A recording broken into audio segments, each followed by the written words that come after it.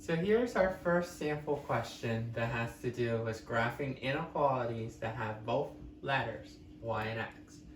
So the last three questions on your test, question 18, 19, and 20, has to be graphing inequalities on a rectangular coordinate system, not just a plain number line.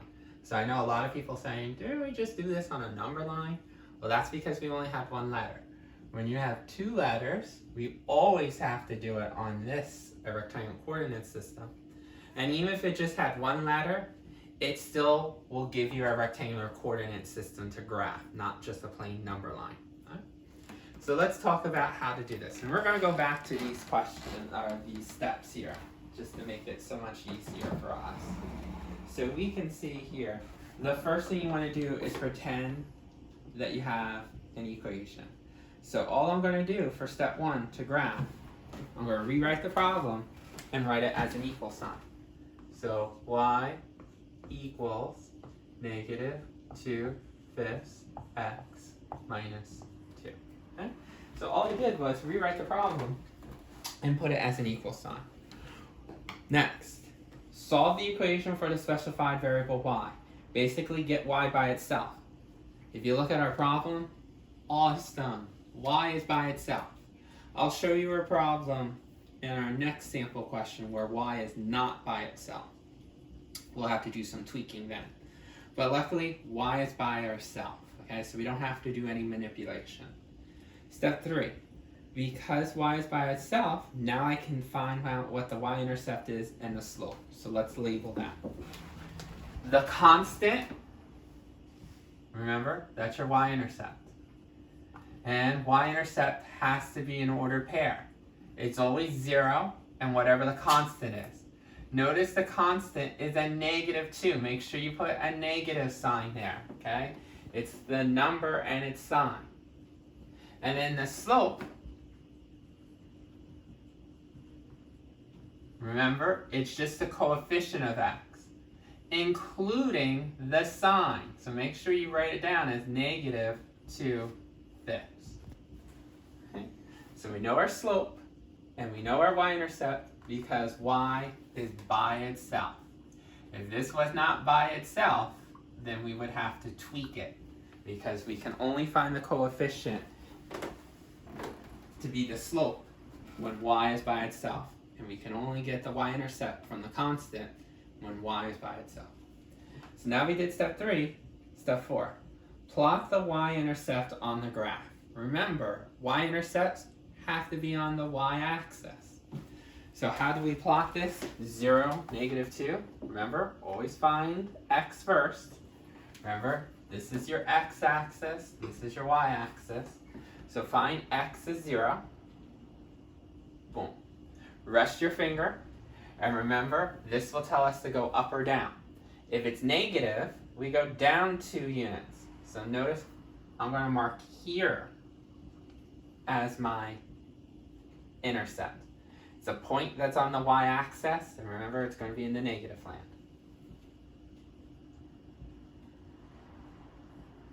Now that's just one point. Remember, you need to have 2 points. 2 points to graph. So how do we get our next point? It says, step 5, use the slope to get the next point. How you do that?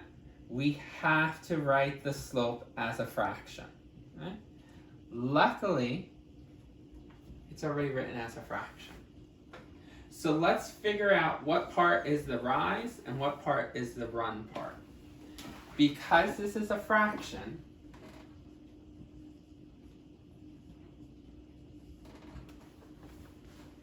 it might be a little tricky for you because notice there's a negative in front.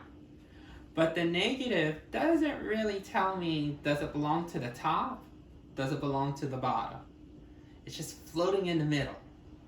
Anytime that you have a negative that's just floating in the very beginning, you can decide if you want to put the negative on top or if you rather put the negative at the bottom. The reason why it doesn't matter is because positive divided by negative or a negative divided by positive, you'll always get a negative answer. So we'll start off with the negative on top. Okay? And just in case you put it at the bottom, I'll do that as well. But let's just do this one first. So if I put the negative on top, remember, the top is always your rise. Remember? Top is rise, so that either tells me go up or down. Because the negative is on top, we need to go down 2 units. Notice the 5 is positive. Okay, remember that negative can only go to the top or to the bottom. It's not going to go to both at the same time. So notice the 5 is positive. We know the bottom tells you right or left, but because it's positive, we're going to go to the right.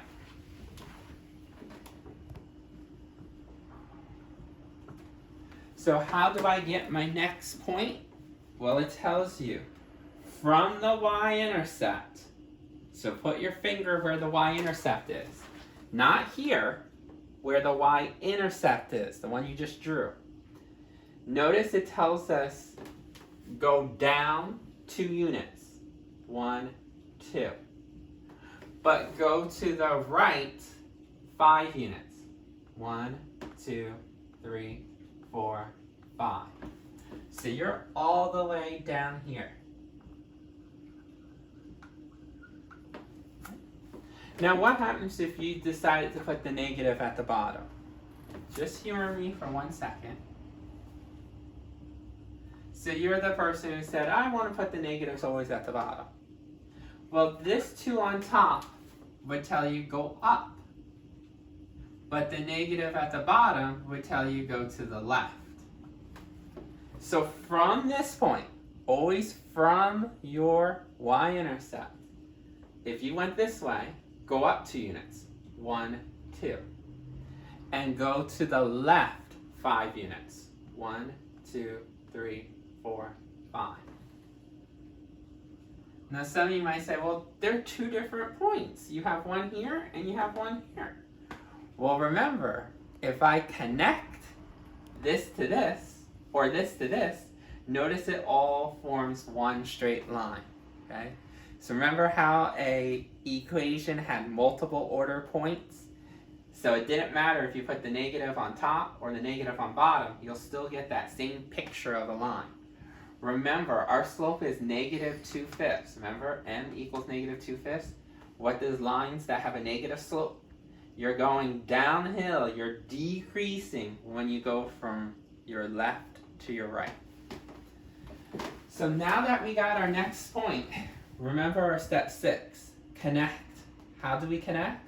You have to determine if we're going to do solid or dotted. So let's look at the original problem, not the equal one, the original. Notice this is underlined. It's greater than or equal to, so that means we're going to do a solid. So from this point to this point, or this to this, or connect all 3, use a solid line. Remember, it's going to be straight, so as best you can, make it a straight line that connects. Right? And notice it's solid. I didn't go dot, dot, dot, dot, dot. So that black line is my boundary line. Remember, it separates this area, stuff above the black line, and this area, the stuff that's below the black line. One of these 2 areas, either here or here, represents a true statement. And we have to determine what side is true and then shade it. So, instead of me guessing, let's do these 4 steps here. I know it's very tiny, but again, to shade, grab a test point. That's any point that's not on the boundary line. So let's see if 0, 0 is available. Perfect. 0, 0 is available. How do I know it's available? It's because notice my black line is down here. Where would 0, 0 be? Here. Not on the black boundary line, so you're good. If you don't like using 0, 0, and again I told you if your favorite numbers were 3, 3, then you would draw a point over here. And 3, 3 would be a good point because it's not on this black line. So any point that's not on the black line, you can use. I like working with zeros. You might like working with 3s. Next, once I got the test point, I'm going to plug it into the original inequality problem, okay? So plug that test point, that 0, 0, because I have to determine true or false. So let's take the original inequality, not this equal stuff, the original.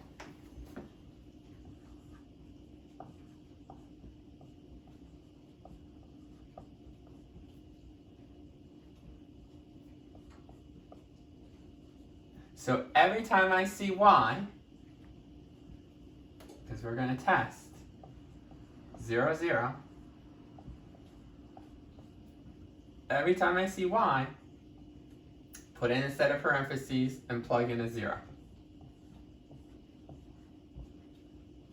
And every time I see x, plug in a set of parentheses and plug in that it's a 0. Notice there's no variables, so we're going to have to simplify. Remember how we would distribute? 1 times 0, yeah, that's 0. Negative 2/5 times 0, yeah, that's 0. And then a minus 2, and then 0 minus 2, you get negative 2. Now that we simplified it, you have to determine if this is a true or a false statement. Again, think in alligators terms or money terms. Would you rather have $0? Would you rather owe someone $2? Remember, negative means you owe someone. I'd rather have $0. I don't like owing people money. So this is the bigger side. Alligator's also eating the bigger thing. If the alligator agrees with me, we got a true statement. Remember how the last problem, the alligator and me were in an argument? That made it false. When we're in agreement, it's always true. So what does this mean? Okay? Step 3, find that test point again on your graph. Whatever you got here, if you got a T, then put a letter T on top of your test point. If you got a false, put a letter F here. Okay? Wherever your test point is. Remember, I test 0, 0, so that's right here. I get a true, so I'm going to put a little T. Okay. And then finally, step 4. Shade in the graph that represents the true area. Remember, if I find a point above is true, that means anything that's below here would automatically give me a false statement. So I'm not going to shade below, I'm going to always shade above, since I got a T, above the black line. When you shade, make sure you shade everything above the black line. See how not allowing the X and Y axis as boundaries? It went right past the Y. It went right past the X. The only thing that bounds it is this. Notice I did not go below this black line. So we graphed this. How? By graphing the boundary line and doing shading. See how I shade half of the rectangular coordinate system.